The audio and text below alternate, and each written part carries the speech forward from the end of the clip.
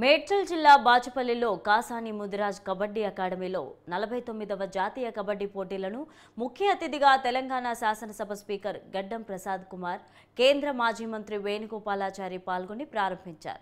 ప్రస్తుతం దేశంలో క్రికెట్కు చాలా మంది ఫ్యాన్స్ ఉంటారు. తర్వాత వరుసలో కబడ్డీకి మాత్రమే ఉంటారని, నేను కూడా ప్రో కబడ్డీ ఎక్కువ చూస్తానని తెలిపారు స్పీకర్ గడ్డం ప్రసాద్. భారతదేశ జూనియర్ కబడ్డీ విభాగంలో మహిళలు, పురుషులను ఒకే స్పాట్లో చూపించడానికి సంతోషంగా ఉందని, ఆ ఘనత కాసాని జ్ఞానేశ్వర్ది అని ఆయన అన్నారు.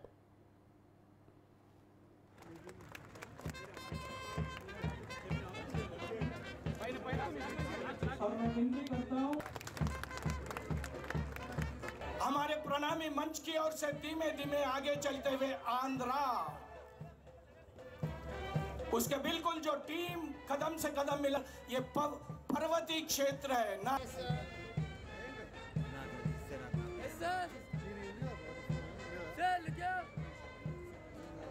हमारे स्पीकर साहब आपको क्रीड़ा ఆడడానికి వచ్చిన బాల బాలికలకు మనస్ఫూర్తిగా వారందరినీ అభినందిస్తూ incoming call from Srivampath Shankar deidentified by Truecaller 4 రోజులు ఈ టోర్నమెంట్ ను విజయవంతంగా ముగించుకొని చక్కగా వారి ప్రదేశాల నుంచి వచ్చిన వారందరూ మీ రాష్ట్రాల్లో జరుగుతున్న విషయాలు మాట్లాడుకొని మరి మీరందరూ కబడ్డీని పెద్ద ఎత్తున, నేను కూడా ముందు క్రికెట్ అంటే చాలా దీంతో చూస్తుంటే, ఇష్టంతో చూస్తుంటే, కానీ ఈ మధ్యలో ప్రో కబడ్డీ వచ్చిన తర్వాత క్రికెట్ తగ్గిపోయింది, ప్రో కబడ్డీ ఎక్కువైపోయింది.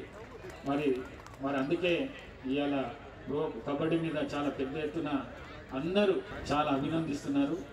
మరి దాన్ని పూర్తిగా వచ్చిన టీమ్స్ అన్ని సద్వినియోగం చేసుకోవాలని చెప్పేసి కోరుకుంటూ మరొక్కసారి కాసాని జ్ఞానేశ్వర్ గారికి మనస్ఫూర్తిగా ఇట్లాంటి కార్యక్రమాలు చేస్తున్నందుకు, వారు జీవితాంతము ఈ కబడ్డీ మీద ఎల్లవేళల వాళ్ళ కృషి ఉండాలని చెప్పి తెలియజేసుకుంటూ, రాష్ట్ర ప్రభుత్వం తరఫున వారికి మరొకసారి అభినందనలు తెలియజేసుకుంటూ సెలవు తీసుకుంటున్నాను. Thank you.